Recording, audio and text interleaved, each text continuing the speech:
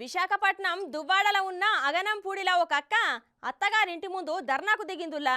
అంత కష్టంగా అక్కకి ఏమొచ్చిందో ఒకసారి మనం తరుచుకుందాం పార్రి.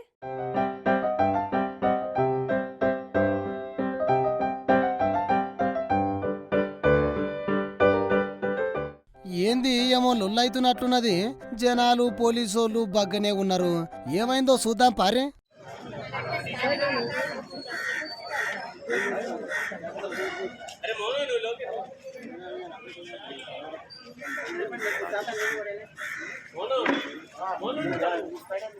ఏమైంది ఓ పోలీస్ అన్నలు? అగో గీమె ఏడుస్తున్నది.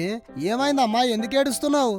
చెప్పలేదండి. ఇప్పుడు నా కూతురు పని చేయదని నలుగురిలో పౌరు చదువుకున్న పిల్లండి, పౌరు పోవట్లేదా?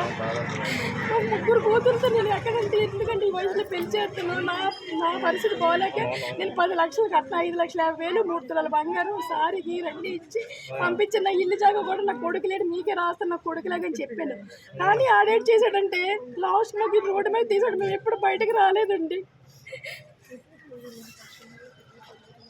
ఇప్పుడు పక్కలు ఈ పక్కలు అందరూ ఆడికి పోడు సంబంధాలు వచ్చాయమ్మా, ఆడు కొంచెం మగోడు కాదు, అందుకే సంబంధాలను తిరిగి వెళ్ళిపోయి మీరు అలాగ ఇచ్చారని అడుగుతున్నారు. అరే అరే గట్లనా? ఊకో ఏడవకు. ఏమైంది ఓ చెల్లె, నువ్వు చెప్పు.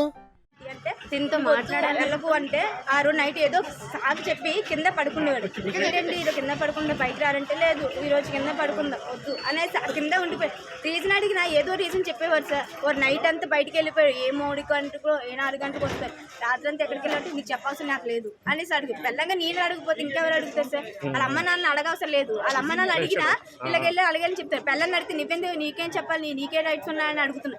సరే మీ అక్క అన్నదంటే మా అక్క అంటే దీన్ని పడాలి అని అంటే నేను ఇంట్లో పడ్డానికి వచ్చాను. ఏమని అడిగితే అంత కట్నం పట్టుకొచ్చినా కూడా నువ్వేం కట్నం తెలియదు, మీ అమ్మని ఇల్లు రాయమని, మీ నాన్న భూమి రాయమని అంటే నేను ఒక్కదాని అయితే అదే రాసేవారు. నా వెనక రక్కలున్న చెల్లి ఉంది, ఎలా రాస్తారు సార్? వాళ్ళకి ముగ్గురు సమానంగా పంచాలి కదా. ఇటు ఏమైనా ఇప్పుడు నువ్వు సంసారం పడి నాకు 1.5 yearsతో సంసారం చేశాను. ఇప్పుడు నేను సంసారం పరికర ఆ విషయం చెప్ప నేను మా అమ్మ నాన్న ఇప్పుడు వచ్చి నేను ఏం చెప్పాలి, ఆ విషయం చెప్పాను. అయ్యో గోస పాడుగాను పోర్రి. ఇప్పట్లో చాలా మంది పెళ్లి అనగానే ఉట్టిగానే బొమ్మల పెళ్లి అనుకుంటుర్రు.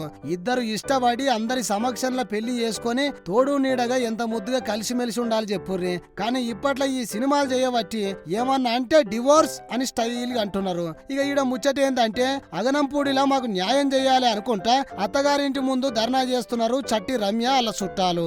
2021లో చట్టి వెంకట అప్పారావుతోని రమ్యకు లగ్గమైందట. ఇక 3 నెలలు మంచిగానే చూసుకుంటా.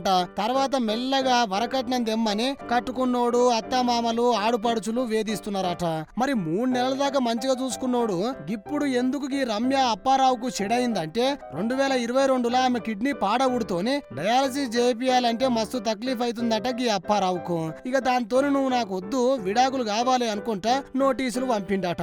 ఇక నువ్వు అట్లెట్లా అడుగుతావు విడాకులు అని గిట్ల రమ్య గారు అత్తగారింటికి వచ్చి నిరసన చేస్తున్నారట. ఏమయ్యా అప్పారావు, పేరు మాత్రం మంచిగా పెట్టి మీ అవ్వయ్యలు నీకు గాని పద్ధతే మంచిగా నేర్పలేదు. ఒక్కసారి మండపంలో వేద మంత్రాల సాక్షిగా ఆమెకు ఎప్పుడైతే తాళి కట్టినవో ఆమెనే నీ భార్య. ఏ రోగం వచ్చినా ఏ కష్టం వచ్చినా సచ్చేదాకా భార్యతోనే ఉండాలి. ఒకవేళ నీకే కష్టం వచ్చి నీ భార్య నిన్ను వదులుకుంటా అంటే ఊకుంటావా చెప్పు? ఏందో ఏమో పొర్రి. ఓ పోలీస్ సార్లు జర ఇద్దరికి కౌన్సిలింగ్ ఇచ్చి మంచిగా బతికేటట్లు చూడుర్రి.